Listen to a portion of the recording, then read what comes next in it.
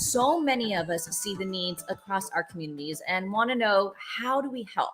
But we don't know where or how to start, or even if it will cost more than we can afford.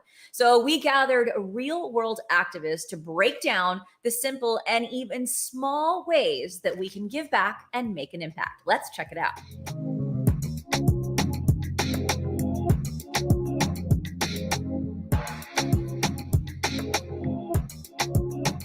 Hi, everybody. This is Mónica Ramírez, and I am the co-founder of Poderistas. As you know, I, along with a powerhouse group of Latinas, came together because we wanted to uplift the power that we as Latinas have and to shout out just all the great contributions that people are making across the country.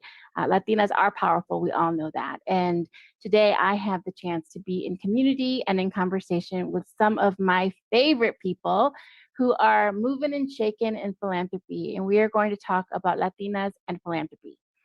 So I'm going to do very brief introductions, and then I'm going to let you hear from our guests about a little bit of their journey and how they arrived at the world of philanthropy. So today I am joined by Viera, who is the interim CEO of the Women's Foundation of California. Bea is also a strategist. She is a culture maker, she is a visionary, and we are so pleased to have her here with us in conversation and to be one of the supporters of Poderistas from the very beginning. We are also here today with Elizabeth Barajas-Roman, who's been my friend for so many years and who has been making great change through the world of nonprofits, but in particular through her role as the president and CEO of the Women's Funding Network. She too came in early as a supporter of Poderistas, and we are so thankful to you for your work and for your partnership.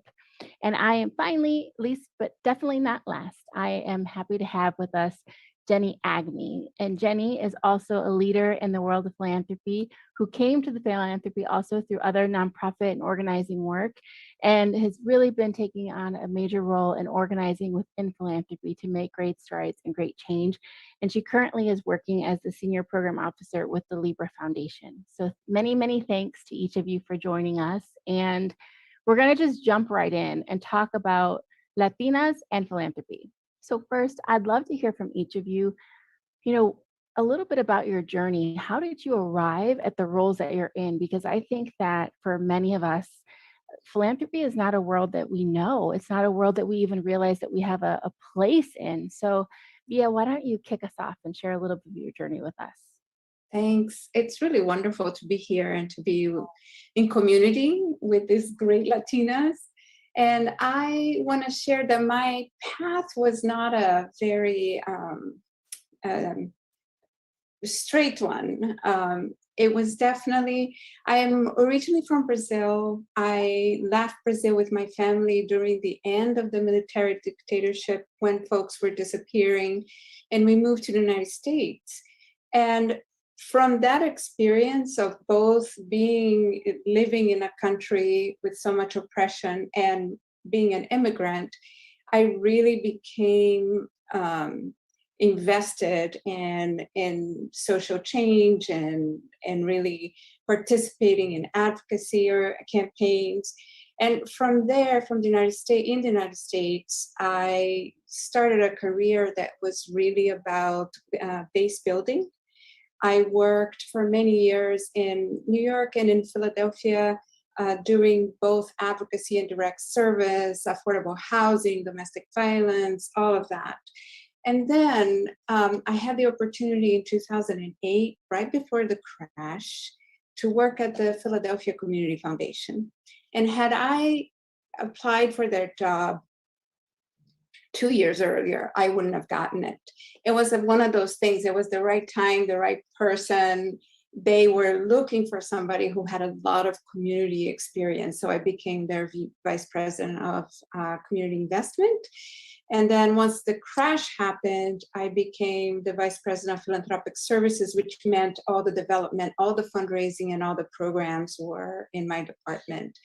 And it was quite an interesting transition in terms of career.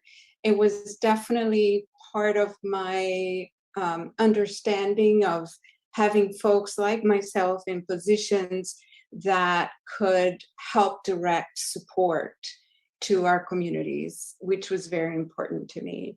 So that's my not very direct way to get into philanthropy.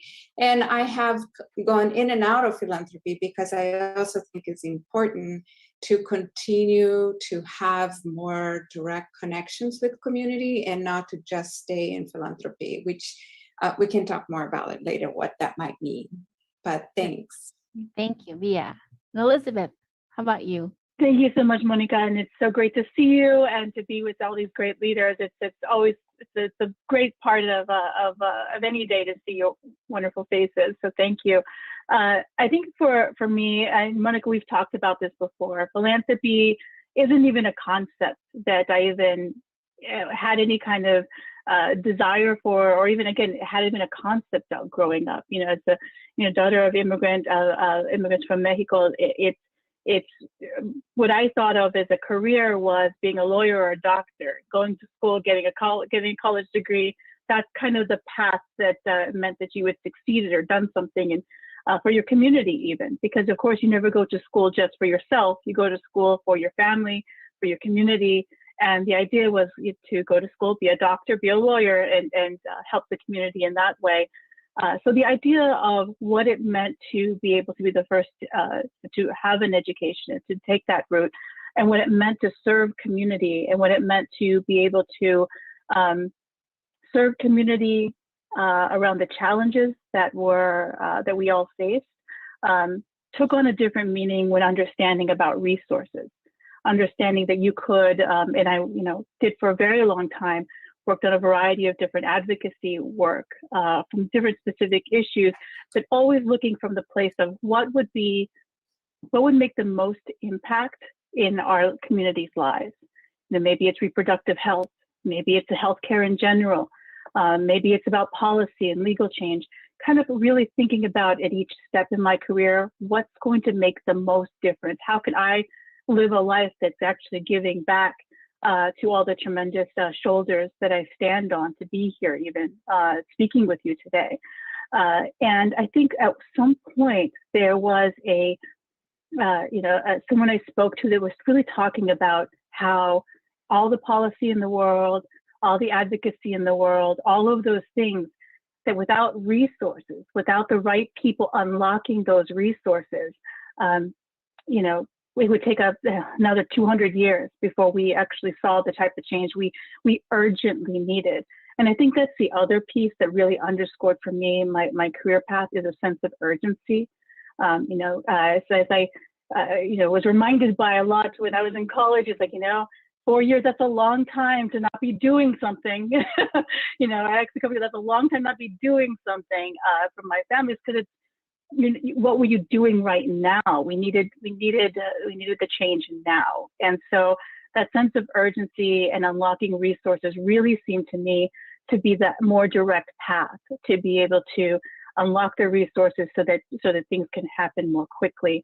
And I think that's where I found myself in the place of philanthropy, really thinking about liberating resources so that all the great work that's happening on the ground in our communities can happen quickly and at a scale that actually creates the change that we need to happen now, that we've long been waiting for and are eager to see in our lifetime. Thank you, Elizabeth. And Jenny, I would love to hear more about your journey. And I feel like having you share after Elizabeth, it makes so much sense. It just happened organically, but you and I talk a lot about liberating the resources. So thank you for being here to share some of your story, and can't wait to hear more from you. Thank you, Monica. And I have to say, it's a rare and beautiful thing when we get to be in conversation with folks that look like us. I think often our faces are not the faces that people think about when we're thinking about, especially when we're talking about philanthropy. And I think that that's one of the things that just by being here, we are starting, we're making moves to change that. So thank you for having me. And I would say that similar to Viera and to Elizabeth, my path to philanthropy was very nonlinear. I also didn't know that it existed. I'm a Bronx-born, first-generation daughter of immigrants. And for me, I had a very similar trajectory of like, I was going my mom, I'm channeling my mom saying, you're going to be a doctor and your brother's going to be a lawyer and you're going to have a different life than the one that we had. And I remember that was something that was really important for me. And as I got older, I started to think, not only do I want to have a better life, but I want my community to have a better life. I want my parents to have a better life. I don't want it to be a full sacrifice where they just have a hard life and that's it. And then all for me, but I felt a real responsibility to give back. And so what that looked like wasn't philanthropy. It was actually working in the nonprofit sector, specifically with girls, and many of them were survivors of gender-based violence, and we're in semi-secure locked facilities. And that was my first time where I was seeing a generation of Black and Brown youth that were just being deemed as having mental disorders or being in semi-locked when really they were experiencing overlapping systemic oppression. They were experiencing violence, they were experiencing poverty and instability. And so for me, that was my first awakening of wanting to really take care of communities that I come from.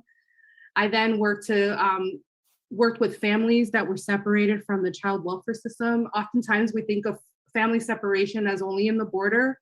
And many times we know that families, especially from Black and Latinx households, they're being separated disproportionately. And so I started to work with them. And again, all of this was opening my eyes to really, like, what does it look like to move from individual to community and systemic change? Because so much of it was not about the family, but about the systems that they were caught up in. And so I actually entered philanthropy without really knowing what it was, and also with an assumption that philanthropy wasn't for me, that I didn't hold purse strings. I didn't come from a family that had money. And so I had to also look at this as, not only wasn't meant for me, but now I really want to get in there. I want to enter this space. I want to be a part of the decision-making table, because I knew that a lot of the organizations that I worked with were very underfunded.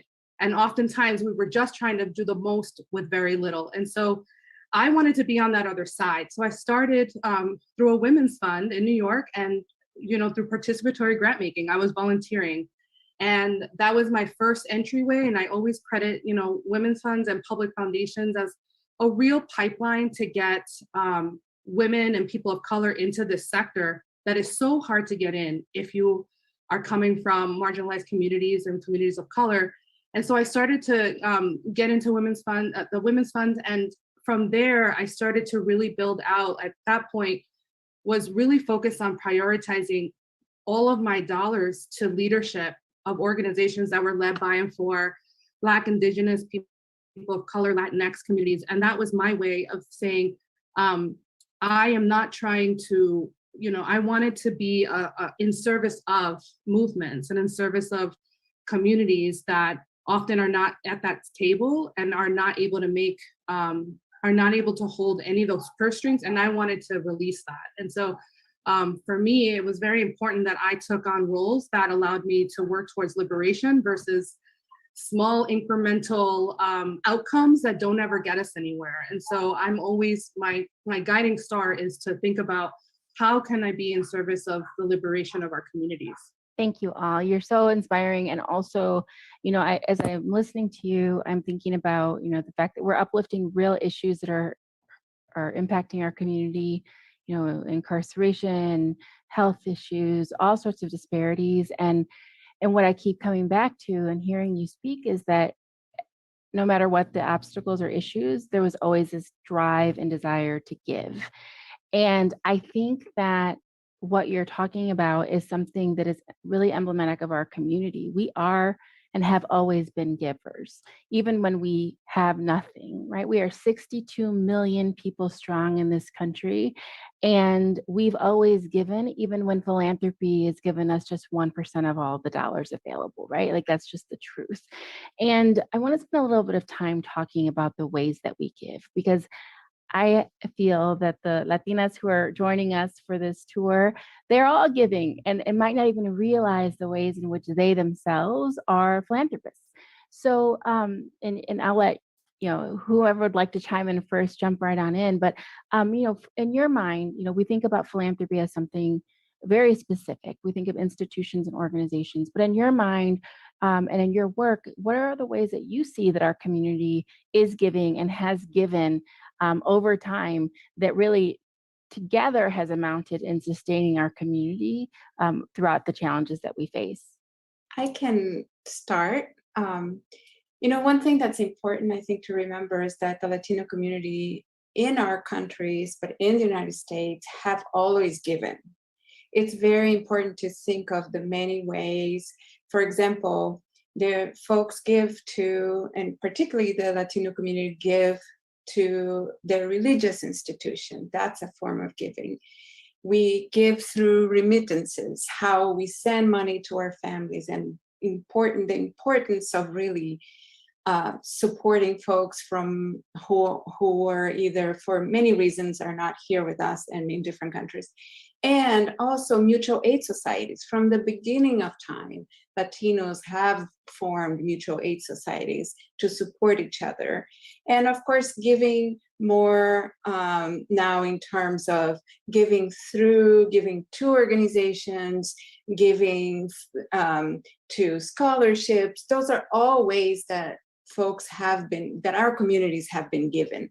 And we also know that folks actually who have less to give more proportionally than folks with more to give. So it's a very important thing to remember that we are all giving, and we're all giving at different levels, but giving a lot of what we care about. So I know that when I first moved to the United States, it was definitely a different concept because we don't have the same kind of tax laws that gives folks tax breaks for giving, but really through mutual aid society was my introduction to giving in a different way. And then the other thing is really a giving circle. Like I joined a giving circle, which really was a really beautiful way to connect to people and really understand and give back to community, but doing it in community. So there are many different ways I think that we're giving every day. And of course, folks give every day to their school, their kids, they're cooking, they're bringing things to the school. There are all these ways that we are constantly giving, but we don't think of ourselves as philanthropists. We don't think of ourselves as giving, but that is an important part, I think, of our culture for sure.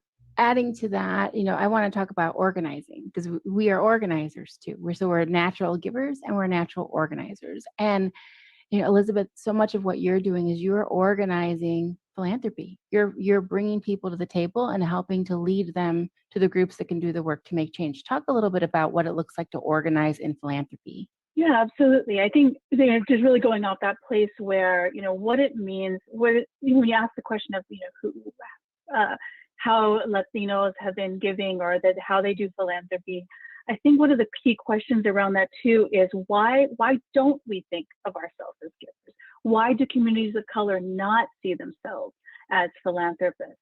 And why do immigrant communities not see themselves as philanthropists? Why have we internalized this idea of what a philanthropist looks like? And I think at the very heart of that is where the organizing comes from. Who does it serve for us not to think of ourselves that way? But there is a tremendous amount of power that comes from resource sharing. There's a tremendous amount of power that comes from seeing yourself as a resource sharer, as someone who creates the communities and the ecosystem around you that empowers organizations to be able to continue to do the work that they do.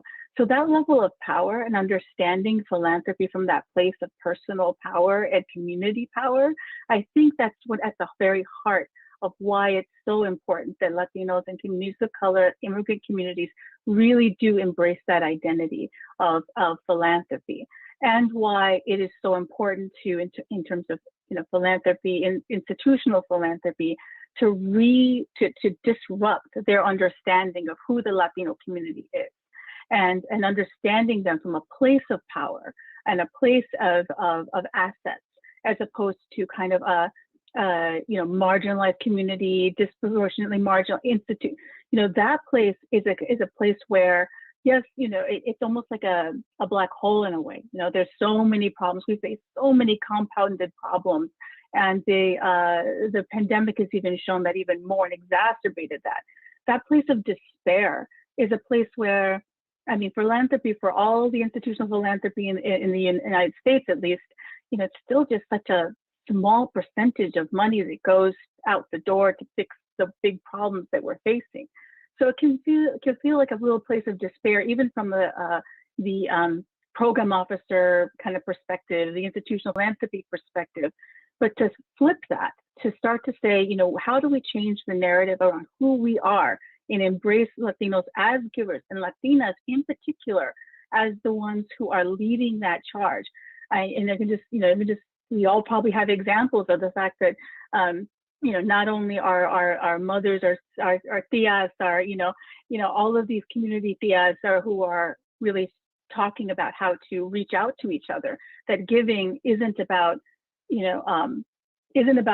helping someone else, but it's helping all of us in our community, including yourself, and seeing that interconnected web.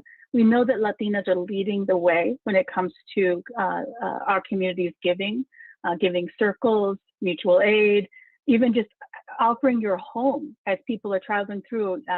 We used to always have migrant workers that would come through, our house. They knew to stop at our house. We always had people staying with us, and because we were, needed a place to stay as well. So it was just kind of a circle of you give, but you get back. And that type of power and community resource and asset sharing is a place of disruption, where we're talking about what organizing of philanthropy looks like. It's about, first and foremost, disrupting that narrative that changes how people think about our community and the power that we have to make change on ourselves. That's number one. Number two, once that happens, it can unlock the additional resources that needs to flow from that place of assets versus kind of despair. So that's kind of what it looks like in a nutshell. So I hope that helps. It's so good. And, I think, much of the work that we've done is around flipping the script. It's around how do we disrupt these stories?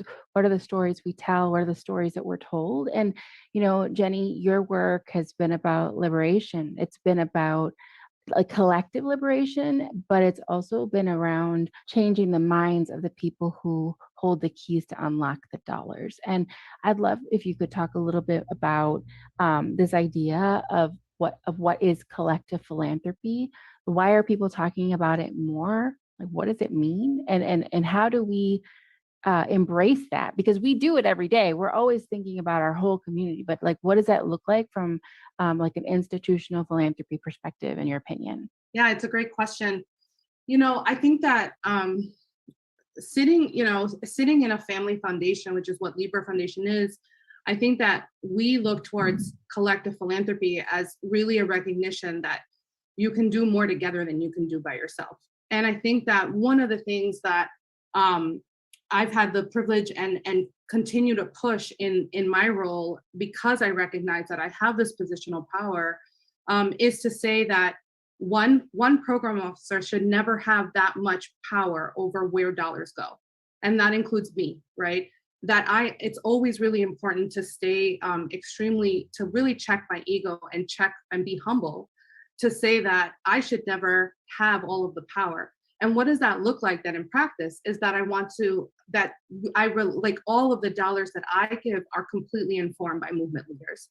And I move as they tell me to move. And I think that that's a principle that I hold in my role. It's one that I continue to hold because it's the only way that we can start to really move towards this idea of continue collective philanthropy. I will say that collective philanthropy is an ability to bring people together in a space where they're not only investing their financial resources, but they're also investing collectively in their values.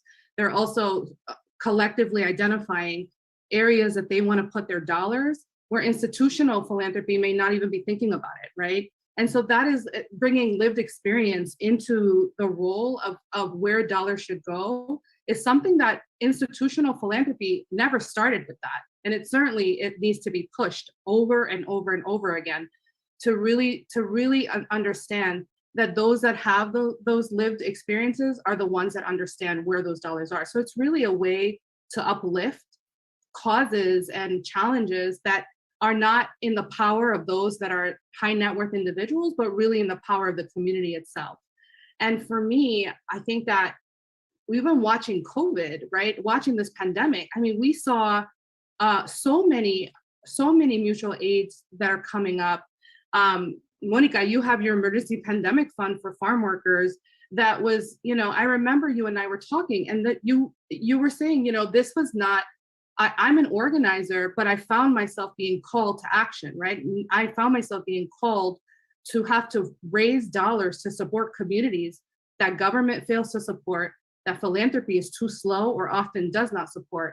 And we really saw what it meant for the collective to step up and say, if you're not going, we're not going to wait for you to open the door and give us the dollars. We're not going to wait for you to save us. We're going to do this ourselves. And one of the things that I have to say that it's always something that I watch is the intentionality of collective philanthropy. When it's done at the grassroots level, it's usually flat. The money goes fast. It goes straight to community, very little process.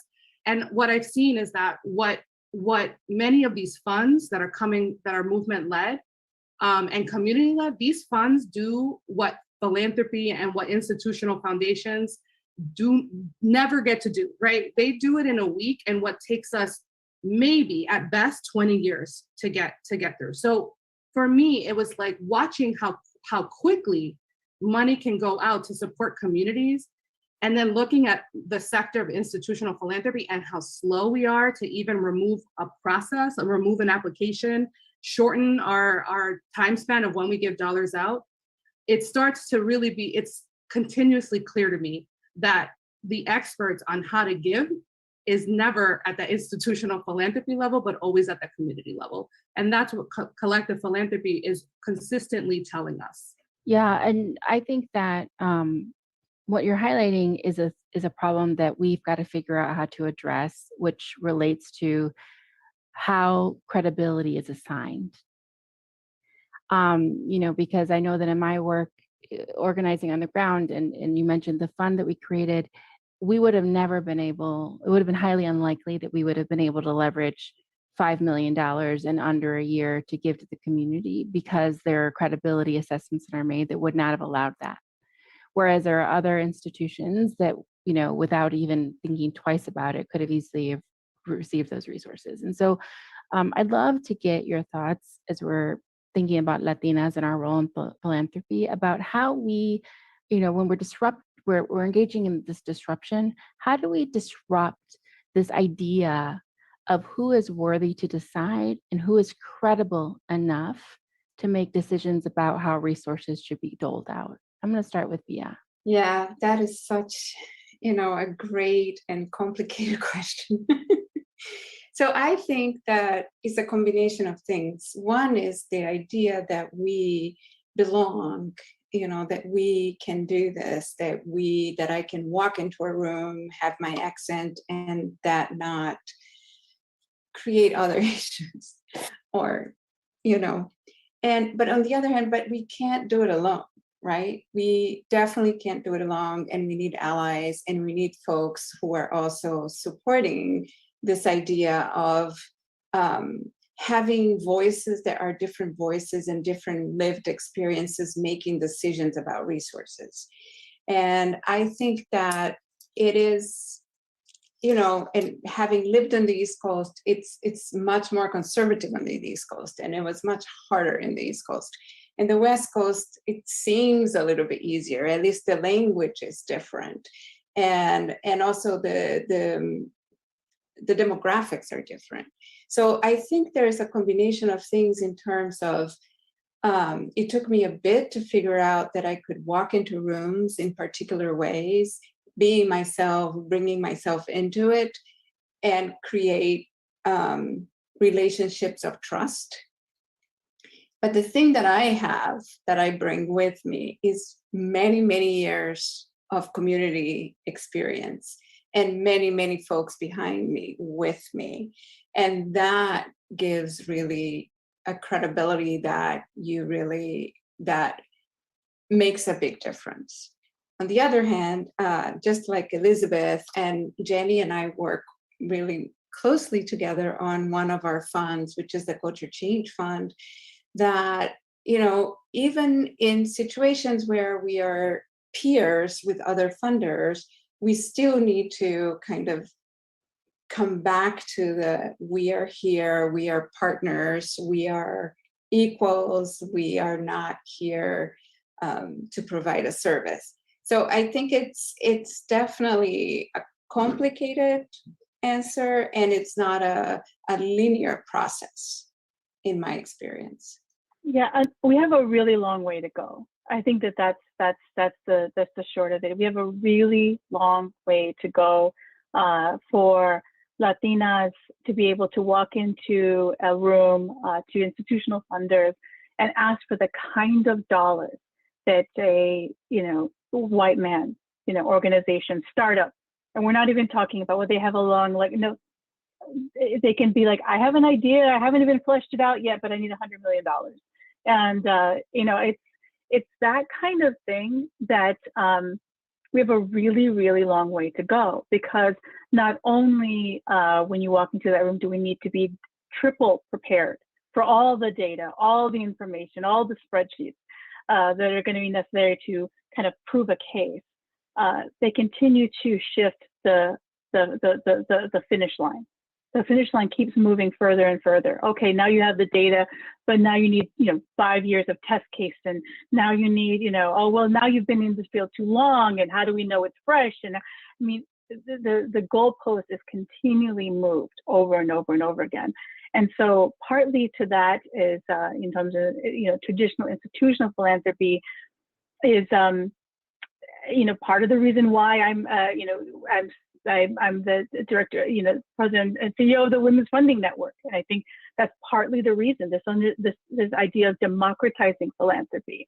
We talked about the collective giving. Democratizing philanthropy looks like us saying we fund ourselves. We do together. Not only can we raise dollars, but we can make those decisions closer to the ground. So we can wait another 100 years before we get and the goalpost continually shifting for us to get the credibility that the people are going to be able to fund our communities, or we can say we're going to raise the dollars ourselves because we know how to fund our communities. And I think the trick on that is not just being able to move those dollars. And we saw this during the COVID, women's funds move dollars to grassroots organizations faster than any other philanthropy, faster than community foundations, faster than other types of organizations that were in community. Women's funds just moved it faster because of those trusted relationships. So we know that it's been proven. We've been proving the case over and over again that it works. That collective philanthropy, democratized philanthropy, philanthropy led by women of color, we know it works. The question now is institutional philanthropy going to pay attention? Now is the time to make a substantial investment in the infrastructure that works, that's created by us for us. And so the opportunity now is really to say, well, you can't ask for anything more in terms of what it means to show that there's a proof of case that it works.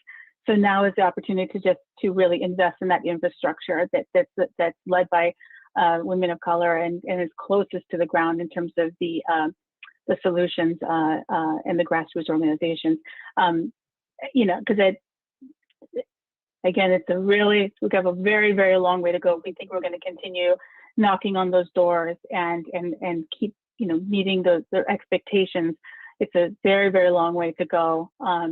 Partly that's where the organizing, I want to add another word to that, is agitating. The agitating for change. Partly that's an inside-outside game, and So we got to be playing both of them at the highest level in order to make it happen. No one's going to save us. We're saving ourselves. And that is what we're hearing over and over again. And Jenny, you have been moving the organizations that you're working with and alongside with that understanding. Share with us a little bit about your thoughts about how are we going to get over the finish line? We're going to get over the finish line together. I think that there's something really important to be said. Philanthropy and institutional philanthropy has a lot of lessons to learn from movements.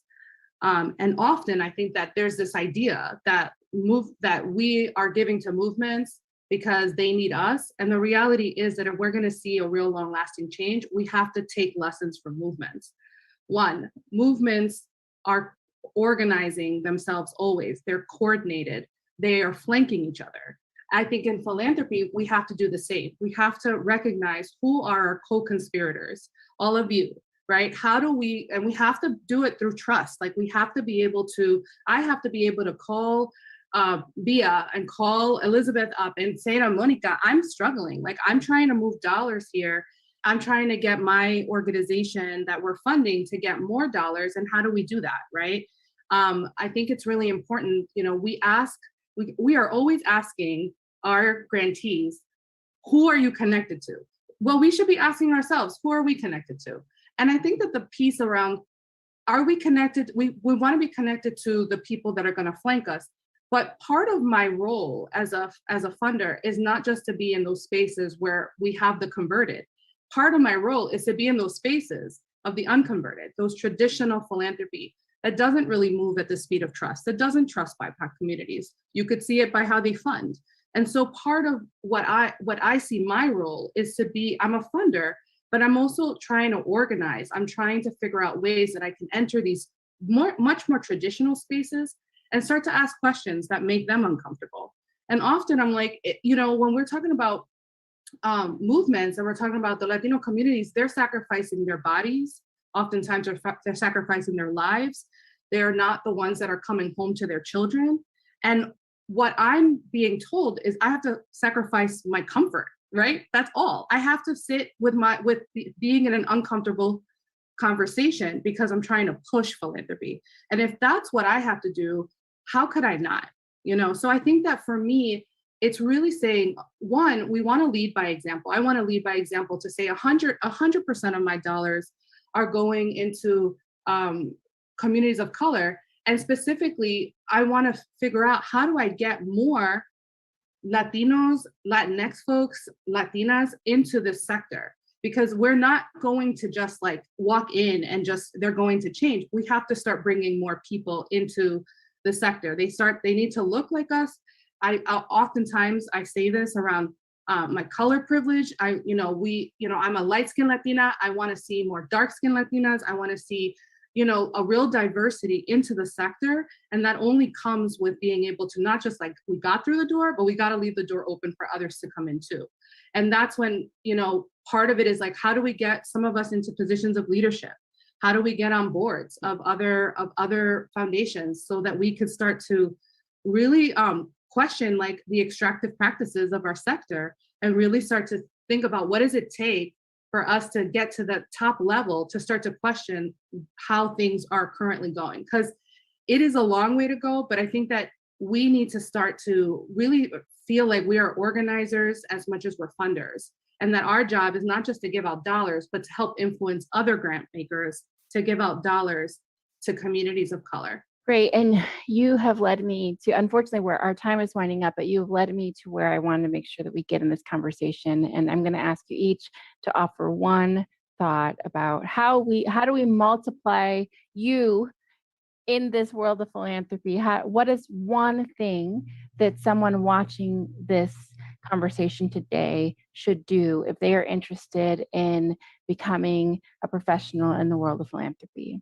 I would say I would echo what you just said. That connect with your women's funds. Your local women's funds. It is actually it's the fastest sector of women of color, of Latina executives and staff in philanthropy, women of color. So connect with your local women's fund. That's one of the easiest, fast ways and really rewarding ways to connect with a within philanthropy, I think that would be my suggestion. I'd say join a giving circle. That is a really fantastic way to understand giving in community and to really connect to organizations that are doing a lot of work in your community. And I know you said only one, but I'm going to give two. The other one is that there's a network of Latino community foundations throughout the United States. That is also a really wonderful opportunity to join in community, to learn about philanthropy, but also to learn more about who's doing what in community. My tip is to say to a Latino, a Latinx young person that you are enough, and that you, and by just your lived experience, you have the expertise to join us. Find your ally, find someone that is in the sector that comes from the Latinx community. Ask them how they can start to get involved. I think that oftentimes it really comes back to building relationships, and we are amazing at building relationships, and that is how we thrive. In the Latino community, we thrive by relationships. And I would say that my biggest tip is to say, one, you are enough and you can do this, and two, build relationships with people, because for me, it's just not enough to see just a small number of Latinas in the sector. It's important for me to see it everywhere, not just in women's funds, not just in public foundations. We need to get into the private foundations. We need to get into those really large corporate foundations. So I will say, reach out and ask for a conversation, because I think that what we all know is that we have to bring more people in. Hear, hear. So you heard it here, Latinas. We are givers. We contribute in so many ways. We volunteer. We bring people into our homes. We give people food. We help create networks. We're giving dollars across the board to causes that need them, including mutual aid funds. There is a place and a space for you in philanthropy, and we hope that you will join these incredible Latinas who have shared some of their wisdom and experience with us today. We need you. No one is going to save us. We're saving ourselves. Thank you all so much for joining us.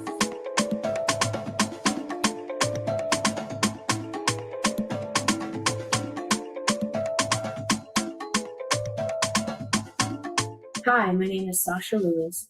I work with the Immigrant Alliance for Justice and Equity as a facilitator for our upcoming Youth Fellowship for Black and Brown youths in Mississippi. I was inspired to do this work by traveling with my mom for over 2 years all around rural Mississippi. And now I'm excited to introduce that mom, Lorena Quiros Lewis, the founder of IAJE. My name is Lorena Quiros Lewis. I'm the executive director and founder of the Immigrant Alliance for Justice and Equity. I am an Ecuadorian immigrant who lived in New York for 20 years, was raised in New York, and now has made Mississippi her home for the last 22 years. And during those 22 years, I've been asked often, why are you still in Mississippi? What are you doing there? And I've given different answers. I've said for my children, for my spouse, but now I know why. Oftentimes, what those people got was the watered down version of me. Now I know that the whole me, the concentrated me, is what people, is what was needed to build this organization. It's also shown me that the folks that can handle that whole me are the people that are really going to stick with me through it all. And it's this love, this of people, this love of myself, of my family, that has kept me here so that we can build power in this community. Some people find their life's purpose early in their life. I have found it at the later years of 40s. I can truly say that this is why I'm here, to build an organization, to build power among a community that has been silenced for decades, among a community that has no access to resources, among a community that has been hidden in fear because of their immigration status. And so it's time now that we come together collectively through this alliance of immigrants to build power in a state that sorely needs to see brown people brown people working with Black people to make some needed changes, some needed political changes in the state. And so this is why I'm here. This is how I've come into my power as an immigrant, as a brown woman in the state of Mississippi. And I'm here to stay. And it's time that we lift up the voice of our people here in the state of Mississippi.